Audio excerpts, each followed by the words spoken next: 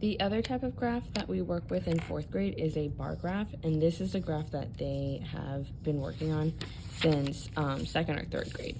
Bar graphs are great because they can show numerical data and categorical data really, really well. So for this example, I am going to use the categorical data frequency table, because the bar graph, you have to start with the frequency table with any graphs because you have to be representing some kind of data. So let's go ahead and get our bar graph set up. So same thing, you're gonna write your title so that everyone knows what your graph is talking about. So this one, I can copy what is your favorite sport, or I can just write favorite sports.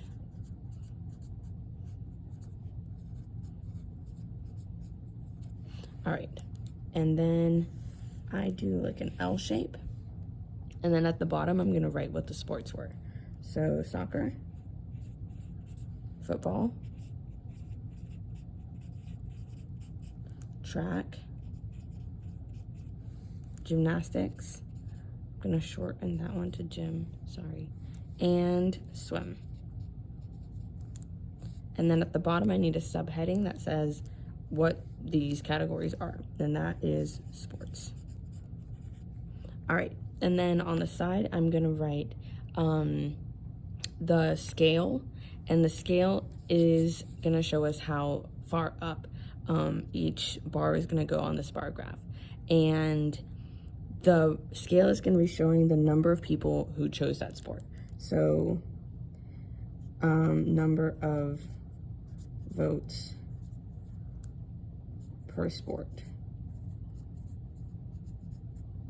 And then for my scale, I'm gonna look at my frequency table and decide what would be a good scale. Because I can write 1, 2, 3, 4, 5, 6, 7, 8, 9, 10, 11, 12, because 12 is my highest. Or I could do it by 5s, by 10s, by 2s, by hundreds. The scale is really dependent on what the data is showing. So for data like this, I should only do a scale of 1 or 2. 5 would not be very accurate in showing the number of votes. 10 would not be accurate. Those scales are too big. For this one, I'm gonna use a scale of 2. So 0, 2, 4, 6, 8, 10, 12, 14. I'm gonna go a little bit higher than my highest number. And then I'm going to represent these numbers, these values, on a bar graph. So soccer had 12 people that said it was their favorite sport. I'm gonna find the 12, draw a line there, and then 2 lines down the side to make my first bar. That first bar goes to 12. Football had 9 people.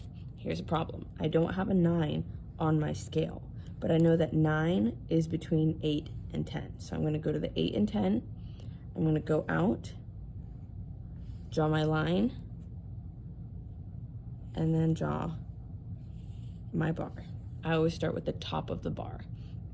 All right, track had 3 people. Again, I don't have a 3 on my scale, but I do know that 3 falls exactly between 2 and 4. So I'm gonna go to 2 and 4, draw out, draw my line, and draw my bar. Gymnastics had 10 people say that that was their favorite sport. So I'm gonna go to my 10. I do have a 10 on my number line. I'm gonna draw out, draw my line, and draw my 2 lines down. And swim had 6 people. I have 6 right here. Go to 6, draw out, and draw my 2 bars, 2 lines to make the bar.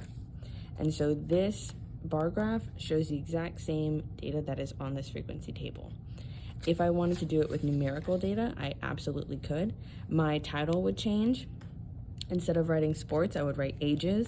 And instead of having soccer, football, track, gymnastics, and swim, I would write these ages. So I'd write 7 years old, 8 years old, 9 years old, 10 years old, 11 years old, 12 years old. And then these on the side would also be how many people voted for each age or said that they were that age, not the age that they are.